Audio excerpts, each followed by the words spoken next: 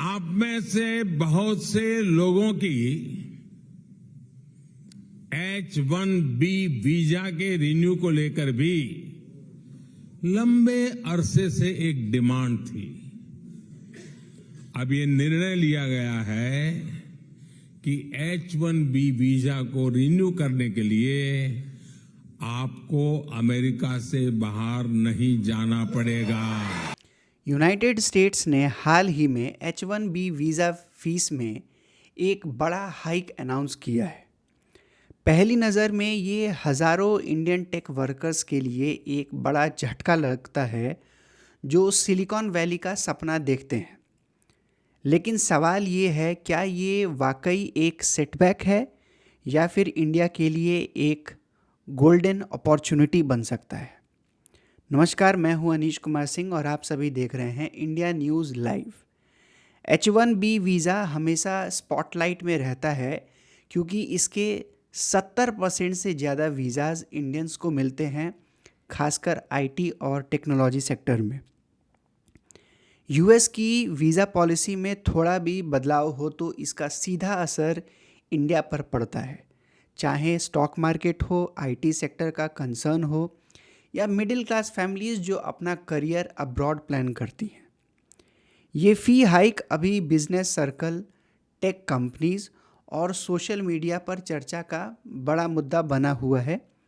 इसलिए ये इंडिया के लिए एक सबसे इम्पॉर्टेंट इंटरनेशनल डेवलपमेंट में से है। इंडियन फैमिलीज़ के लिए H-1B वीज़ा सिर्फ एक ट्रैवल डॉक्यूमेंट नहीं है। ये रिप्रेजेंट करता है अमेरिकन ड्रीम, ज़्यादा सैलरी, ग्लोबल एक्सपोजर और एक नई ज़िंदगी शुरू करने का मौका।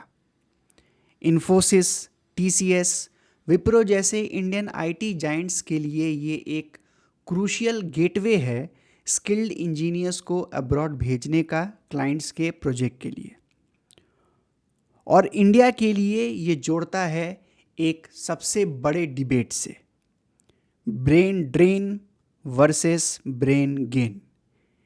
क्या हम अपना बेस्ट टैलेंट दूसरे देशों को खो देते हैं या ऐसे पॉलिसीज़ इंडिया को अपने ब्राइट माइंड्स को रिटेन करने का एक मौका देता है। आज के इस एनालिसिस में हम हेडलाइंस के परे चर्चा करेंगे। क्या अमेरिका का ये फैसला, जो सरफेस पर एक रोड ब्लॉक लगता है, असल में इंडिया को अपने बेस्ट माइंड्स घर पर ही रखने और अपने टेक फ्यूचर को मजबूत करने का एक पुश बन सकता है? इस पॉइंट को डिटेल में समझने के लिए इस वीज़ा इशू के बैकग्राउंड को समझना होगा। H-1B एक नॉन इमिग्रेंट वर्क वीज़ा है जो टेम्पररी बेसिस पे यूनाइटेड स्टेट्स देता है ताकि फॉरेन टैलेंट उनके कंट्री में आए और अमेरिका के प्रोग्रेस में अपना कंट्रीब्यूशन दे। इसके through US companies foreign skilled professionals को हायर करते हैं, खासकर IT, इंजीनियरिंग, हेल्थ, फाइनेंस और STEM के फील्ड में, यानी कि साइंस, टेक्नोलॉजी, इंजीनियरिंग और मैथमेटिक्स के फील्ड में। वीज़ा आमतौर पर 3 साल के लिए वैलिड होता है, जिसे एक्सटेंड करके 6 साल तक किया जा सकता है। ये अक्सर एक फर्स्ट स्टेप होता है ग्रीन कार्ड के लिए, यानी कि US के परमानेंट रेसिडेंसी के लिए।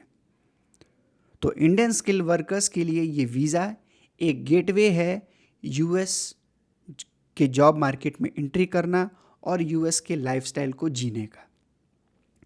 इसका सबसे ज़्यादा यूज़ इंडियन IT कंपनीज जैसे इन्फोसिस, TCS, विप्रो, HCL, टेक महिंद्रा इस प्रोग्राम के सबसे बड़े यूज़र्स हैं। ये अपने इंजीनियर्स और प्रोजेक्ट मैनेजर्स को US अपने क्लाइंट के प्रोजेक्ट के लिए भेजते हैं।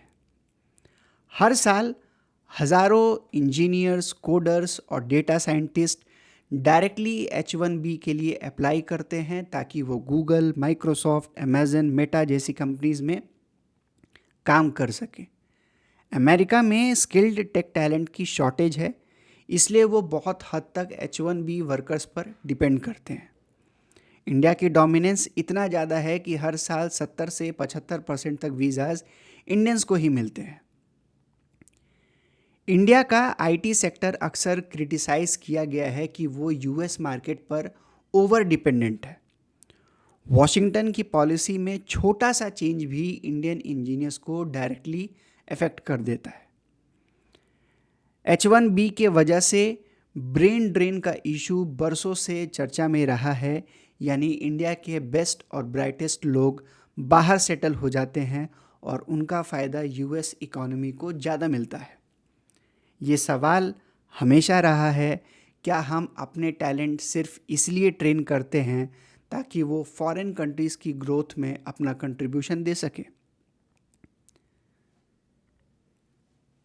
हाल ही में यूएस ने H1B वीज़ा फाइलिंग के फ़ीस में काफ़ी तेज़ी से हाइक किया है। इसमें अलग अलग कैटेगरीज़ के लिए अलग अलग फ़ी स्ट्रक्चर रखा गया है, जैसे initial filing, renewal, fraud prevention fee और डिपेंडेंट एप्लीकेशंस पे। मतलब एक इंडियन कंपनी को अब अपने एक एम्प्लॉय को यूएस भेजने के लिए पहले से हज़ारों डॉलर्स ज़्यादा खर्चा करना पड़ेगा। यूएस गवर्नमेंट का कहना है कि इस फ़ी हाइक से उनके इमिग्रेशन सर्विसेज की कॉस्ट रिकवर होगी और सिस्टम को स्ट्रीमलाइन करने के लिए रिसोर्सेस मिलेगा। इस वीडियो को सुनिए और समझिए। Thank you, Mr. President. One of the most abused visa systems in our current immigration system has been the H-1B non-immigrant visa program. This is supposed to allow highly skilled laborers who work in fields that Americans don't work in to come into the United States of America. What this proclamation will do is raise the fee that companies pay to sponsor H-1B applicants to $100,000. This will ensure that the people they're bringing in are actually very highly skilled and that they're not replaceable by American workers. So it'll protect American workers, but ensure that companies have a pathway to hire truly extraordinary people and bring them to the United States to work. We need workers. We need workers. We need great workers. And this pretty much ensures that that's what's going to happen. I think, Sean, do you agree with that? Well, they're $100,000 per year. So the whole idea is no more will these big tech companies or other big companies train foreign workers.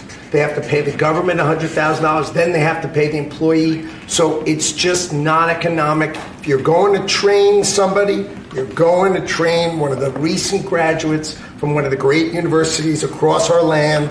Train Americans, stop bringing in people to take our jobs. That's the policy here. $100,000 a year for H-1B visas, and all of the big companies are on board. We've spoken to them about the gold card. They love it. They love it. They really love it. They need it. इस video से एक hidden motive भी निकल कर आता है कि local American workers को प्रेफरेंस मिलेगा, यानी कंपनीज के लिए फॉरेन टैलेंट लाना महंगा हो जाएगा और वो पहले यूएस सिटीजन्स को हायर करेंगे। इस वीज़ा फीस के हाइक से इमीडिएट रिएक्शन क्या क्या हैं, इस पर एक नज़र डालते हैं। इंडियन आईटी कंपनीज के लिए, उनके लिए ये डायरेक्टली एक फाइनेंशियल बर्डन बन गया है। इंडियन प्रोफेशनल्स के लिए, एक इंडिविजुअल के लिए वीज़ा लेना या रिन्यू करना अब पहले से ज़्यादा कॉस्टली हो गया है, जो मिडिल क्लास एस्पिरेंट के लिए चैलेंज बनेगा। और यूएस कंपनीज, उनको भी स्किल्ड वर्कर्स को हायर करने में अब ज़्यादा खर्चा करना पड़ेगा, जिसकी वजह से उनके प्रोजेक्ट्स की कॉस्ट बढ़ सकती है। अब सवाल ये है कि इस फी हाइक का इंडिया के लिए फ़ायदा कैसे हो सकता है। जब अमेरिका में अपॉर्चुनिटीज़ कॉस्टली और अनसर्टेन हो रहे हैं, तब इंडिया के पास एक यूनिक चांस है अपने टैलेंट को अपने देश में ही रिटेन करने का। पिछले कई दशकों से इंडिया को ब्रेन ड्रेन का प्रॉब्लम फेस करना पड़ा है। हमारे टॉप इंजीनियरिंग कॉलेज के ग्रेजुएट्स जैसे आईआईटीज़ और ट्रिपल आईटीज़ के स्टूडेंट्स ज़्यादातर यूएस और दूसरे कंट्रीज़ चले जाते हैं बेटर जॉब अपॉर्चुनिटीज़ के लिए। जो टैलेंट यूएस गए वो ज़्यादातर वापस नहीं आए या नहीं आते हैं, लेकिन अब H1B क्राइसिस की वजह से इंडियंस को घर पर अपॉर्चुनिटीज़ देखनी पड़ेगी। ये सिचुएशन एक तरह से अनसस्टेनेबल और अनवारंटेड ब्रेन ड्रेन को रोक सकता है। गौर करने वाली बात यह है कि ये मूव तब आया है जब इंडिया अपने हाईटेक सेक्टर्स में बड़े बड़े मिशंस लॉन्च कर रहा है। स्पेस में, आर्टिफिशियल इंटेलिजेंस में, क्वांटम टेक्नोलॉजी में, साइबर सिक्योरिटी और ब्लू इकोनॉमी में, agriculture, pharma, energy, maritime shipping और रिसेंटली द सेमीकंडक्टर मिशन। इन सभी एरियाज में एक एक्यूट शॉर्टेज है हाईली स्किल्ड वर्कफोर्स का, चाहे वो इंजीनियर्स हो या मिड लेवल टेक इंडस्ट्रीज के वर्कर। जो टैलेंट यूएस में फंसे हुए हैं या अनसर्टेन फील कर रहे हैं, वो अब इंडिया के लिए एक गॉड सेंट अपॉर्चुनिटी बन सकते हैं। जो काम इंडिया सदियों से नहीं कर पाया अपने टैलेंट को वापस लाने का, वो ट्रंप या यूएस की पॉलिसीज ने एक स्ट्रोक में कर दिया है। जो लोग अभी H1 पर हैं या जो स्टूडेंट्स अब्रॉड जाने का प्लान कर रहे हैं, उनके लिए अब इंडिया एक वायबल ऑप्शन बन सकता है। अगर वो टैलेंट वापस आता है तो इंडियन यूनिवर्सिटीज़, R&D लैब्स और इंडस्ट्रीज़ को स्ट्रेंथन कर सकते हैं। यूनिवर्सिटीज़ में क्वालिफाइड और एक्सपीरियंस टीचर्स और रिसर्चर्स की शॉर्टेज है, जो इस रिवर्स ब्रेन से फिल हो सकते हैं। DRDO और आर्म फोर्सेस भी अपने स्ट्रैटेजिक सेक्टर्स में हाईली स्किल्ड जॉब्स के लिए इस रिटर्निंग टैलेंट को यूटिलाइज कर सकते हैं। तो ऐसे में सरकारों को, चाहे वो सेंट्रल गवर्नमेंट हो, चाहे हमारे प्राइवेट सेक्टर हो, चाहे हमारे स्टेट गवर्नमेंट हो, उनको क्या क्या मेजर्स लेने चाहिए। ये अपने आप में एक हिस्टोरिक मोमेंट है और अगर इंडिया प्रोएक्टिव स्टेप्स ले तो सिचुएशन को अपने फेवर में टर्न कर सकता है। सबसे पहले एक एस्टिमेट बनाना जाना चाहिए कि अगले कुछ सालों में AI, quantum, space, agriculture, pharma, energy, education, health, environment और मैन्युफैक्चरिंग सेक्टर्स में कितने स्किल्ड जॉब की ज़रूरत होगी। गवर्नमेंट और इंडस्ट्री को मिलकर प्लेसमेंट एजेंसी सेटअप करना चाहिए जो वापस आने वाले लोगों को जॉब्स और पोजीशन में प्लेस करें, चाहे सेंट्रल गवर्नमेंट हो, स्टेट गवर्नमेंट हो या private industry. Welcome back schemes design की जा सकती है जो रिटर्निंग इंडियंस को इंसेंटिवाइज करे और उनकी फैमिलीज़ के लिए सेटलमेंट ईजी बनाए।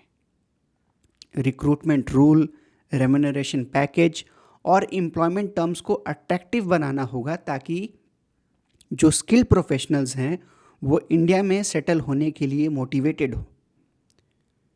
एक होल ऑफ गवर्नमेंट यानी कि एक प्रॉपर गवर्नमेंट का हमें अप्रोच चाहिए जिसमें PMO, national security council, scientific department, ministries और स्टेट गवर्नमेंट साथ में है।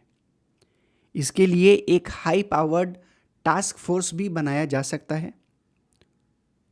वॉशिंगटन एम्बेसी और इंडियन कॉन्सुलेट में काउंसलिंग डेस्क सेटअप हो जो इंडियंस को एडवाइस और रीअश्योर करें कि उनके लिए इंडियाज़ में अपॉर्चुनिटीज़ अवेलेबल है।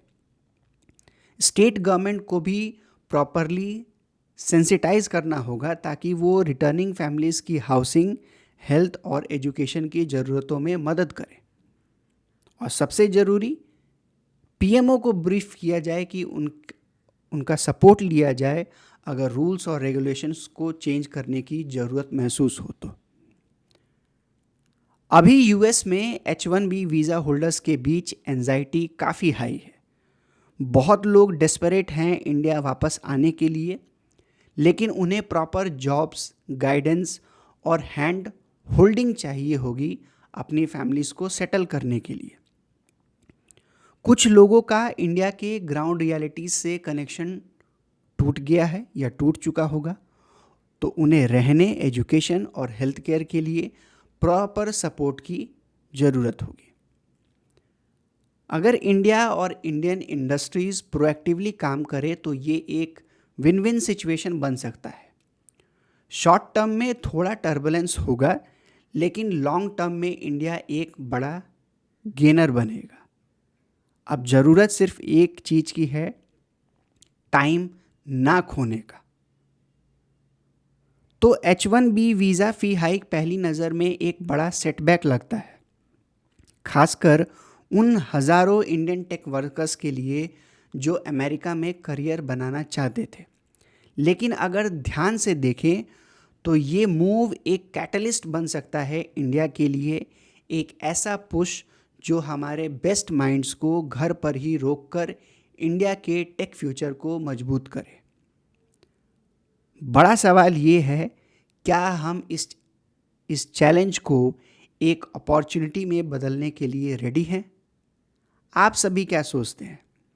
क्या ये स्टेप इंडिया के आईटी वर्कफोर्स को हर्ट करेगा या फिर एक नई ग्रोथ की लहर शुरू करेगा यहीं अपने देश में, इंडिया में, भारत में? अपना ओपिनियन कमेंट में ज़रूर शेयर कीजिए। आपके थॉट्स इस डिस्कशन को और भी मीनिंगफुल बनाएंगे। अगर आप सभी को ये एनालिसिस पसंद आया हो तो चैनल को ज़रूर लाइक, शेयर और सब्सक्राइब करें। मिलते हैं अगले एनालिसिस में। जय हिंद, जय Bharat. Mr. Singh, when we talk about the H-1B visa fee increase, that policy that the Donald Trump administration has undertaken, does the United States have enough tech talent to replace these workers, even as Donald Trump states that by way of this policy, he's essentially pushing American companies to hire more Americans? Actually not, Sumita. This scenario, the reality is not the same. Politically, it's all MAGA and driven by the policies that, okay, they are trying to make more of a kind of a negotiation with the Indian government or to put a more pressure. But on a reality, the entire industry rely on Indian talents. And this 70% of this contribution is not a small contribution. And this contribution, the fees, if they are increasing, the companies, the corporations are going to have a huge impact on their workforce. And the technology will definitely start moving. And this is where the negotiation should happen with the Indian government. And I'm sure the Jaishankar and the ministry is there. So they should understand that this is not about the future. This is about the current situation. Because there is a huge backlog for the Indian families and the Indian corporates who are living in US. And even it's not about the job. It's about the quality of life. It's about creating the panic situation in the families and the future uncertainties. So this fees, yes, for the startups and for the mid-sized companies, this is a disaster decision. And of course, the Indian diplomatic decision, and there is this will damage the trade relation with the US and India in the long term, because it's not about the IT. There are a lot of semiconductors, STEM companies, and there are a lot of research labs. This is all going to get affected with this decision. And I believe that, yes, there should be a proper negotiation should happen with the government